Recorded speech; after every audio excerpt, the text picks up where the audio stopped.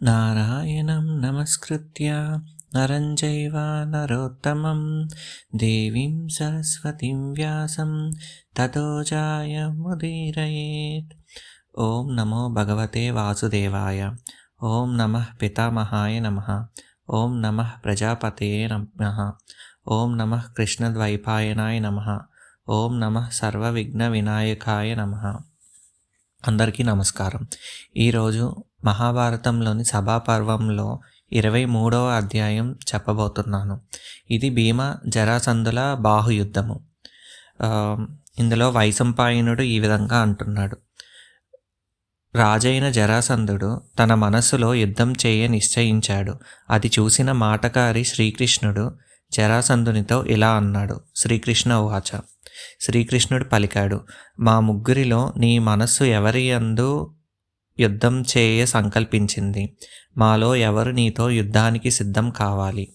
ఇది విని తేజవంతుడైన మగధదేశుడు జరాసంధుడు భీమసేనునితో యుద్ధం చేయాలి అని కోరాడు. జరాసంధుని యుద్ధోత్సాహాన్ని గమనించి పురోహితుడు గోరోచనం, మాలలు, మంగళ ద్రవ్యాలు, గొప్ప గొప్ప ఔషధులు, పీడను పోగొట్టగల వస్తువులను, మూర్ఛ నుంచి తెలివి తేగల వస్తువులను తీసుకొని అతని వద్దకు వచ్చాడు. యశకారుడైన బ్రాహ్మణుని స్వస్తి వచనానంతరం జరాసంధుడు క్షత్రియ నియమాలు పాటించి సంసిద్ధుడయ్యాడు. జరాసంధుడు కిరీటం తీసివేసి కేశాలను బంధించి సముద్రం తన ఒడ్డును దాటి తీరంపై పడేటట్లు యుద్ధానికి ఉద్యుక్తుడు అయ్యాడు. భయానక పరాక్రమాన్ని ప్రదర్శించే బుద్ధిమంతుడు జరాసంధుడు భీముని వైపు తిరిగి, భీమా, నీతో యుద్ధం చేస్తాను. శ్రేష్ఠుని చేతిలో ఓడిపోవడం కూడా మంచిదే అన్నాడు. తేజోవంతుడు శత్రుపీడకుడు అయిన జరాసంధుడు భీమునితో ఈ విధంగా పలికి బలుడు ఇంద్రుని ఓడించడానికి సిద్ధమైనట్లు సిద్ధపడ్డాడు. బలవంతుడైన భీమసేనుడు కూడా శ్రీకృష్ణునితో మాట్లాడి స్వస్తి వచనములు తరువాత యుద్ధకాంక్షతో జరాసంధుని దగ్గరకు చేరాడు. సింహ సమాన పరాక్రమం కల వారిరువురు హర్షోత్సాహాలతో ఒకరినొకరు జయించాలనే కోరికతో బాహువులే శస్త్రాలుగా తలపడ్డారు. ముందు వారిద్దరి చేతులు కలిశాయి. పిదప ఒకరికొకరు పాదాభివందనం చేశారు. బాహువుల మూలాలను కంపింపచేస్తూ పెద్దగా చరుపులు చరిచారు. భుజాలను చేతులతో మోదుకొని మాటిమాటికి కొట్టుకొని శరీరాన్ని శరీరంతో గట్టిగా పట్టుకొని తిరిగి తిరిగి చరుపులు చరుచుకున్నారు. వారు వేగంగా చేతులను సంకోచించి వ్యాకోచించి ఒకరిపై ఒకరు విసురుకుంటూ ముష్టిఘాతాలను చేశారు. చిత్రహస్త రూపమైన ఘాతాలు చూపి కక్షాబంధాన్ని చేశారు. వీపులపై చేతులు వేసి ఒకరినొకరు బంధింప తలపెట్టారు. మెడపై చెక్కీళ్లపై కొట్టిన దెబ్బలతో ఆ ప్రదేశం నిప్పురవ్వలతో కలిసి పిడుగుపడినట్లు అయ్యింది. బాహుపాస, చరణపాస విద్యలను ప్రదర్శించారు. పాదాలతో గట్టిగా శిరస్సులు నొక్కుకున్నారు. దాని కారణంగా నాడులన్నీ పీడింపబడ్డాయి. ఛాతీలపై మోదుకొనే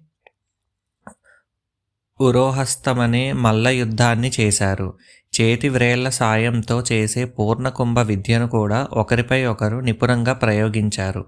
ఒకరి చేతుల్ని ఒకరు పీడించుకుంటూ గజరాజుల వలె గర్జించారు.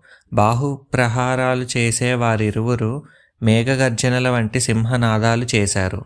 అరచేతులలో పట్టుకొని గుర్రుగా ఒకరినొకరు చూసుకున్నారు. క్రోధవశమైన 2 సింహాల వలె అతి భయంకరంగా లాక్కుంటూ యుద్ధం చేసి చూపించారు. శరీరాన్ని శరీరంతో, చేతులను చేతులతో ఎదుటివారి శరీరాలను పట్టి లాగి శత్రువు వెన్నుపై, మెడపై బిగపట్టి దూరంగా విసురుకొన్నారు. ఇరువురు కటి ప్రదేశంలో పక్కల చేతులుంచి ఎదుటివారిని పడవేయడానికి ప్రయత్నించారు. తమ శరీరాన్ని బిగపట్టి ఎదుటివారిని పడవేసే విద్య ఇద్దరికీ తెలుసు. ఇద్దరూ మల్ల యుద్ధంలో ప్రవీణులు. పొట్ట అడుగున చేతులుంచి గట్టిగా వీపును పట్టి తమ కంఠం దాకా పైకెత్తి శత్రువును భూమికేసి కొట్టసాగారు. వారు మల్లయుద్ధ మర్యాదలతో ఉన్నతమైన పృష్ఠభంగం అనే విద్యను చూపసాగారు. ఒకరి వైపును ఒకరు నేలను ఆనించే విద్య అది. రెండు భుజాలతో ఛాతీపై పొట్టపై గట్టి మూర్ఛ నొందించటానికి పూర్ణకుంభ విద్య ప్రదర్శించారు. వారి ఇచ్ఛానుసారం తాడును పేనినట్లుగా కాళ్లను చేతులను ముష్టిఘాతాలతో బంధించి పూర్ణయోగం తృణపీడం అనే యుద్ధ విద్యలను చూపి ఒకరిపై ఒకరు ఆఘాతాలు మొదలైన యుద్ధ కళలను ప్రదర్శించి పీడించుకున్నారు. ఆ సమయాన వారి మల్లయుద్ధం చూడటానికి వేల కొలది నగరవాసులు, బ్రాహ్మణులు, క్షత్రియులు, వైశ్యులు, స్త్రీలు, వృద్ధులు గుమిగూడారు. మనుజుల గుంపులచే ఆ ప్రదేశం నిండిపోయింది. ఆ ఇద్దరి భుజాల దెబ్బల వలన ఒకరిపై మరొకరి నిగ్రహ ప్రగ్రహాలను ప్రదర్శించటం వలన వజ్రాయుధము పర్వతము సంఘర్షించినట్లు ఘర్షణ ఏర్పడింది. చేతులతో శత్రువు మెడపట్టి క్రిందకు లాగుతూ పడవేయడం నిగ్రహం, శత్రువు కాళ్ళను పట్టి లాగి వెళ్ళకిలా పడవేయడం ప్రగ్రహం. బలవంతులలో శ్రేష్ఠులైన వారు మిక్కిలి బలోత్సాహాలతో పరస్పరం ఆశించి పోరటం చేత వారి మధ్య బలహీన దుర్బల స్థితులు పరిశీలన సాగింది.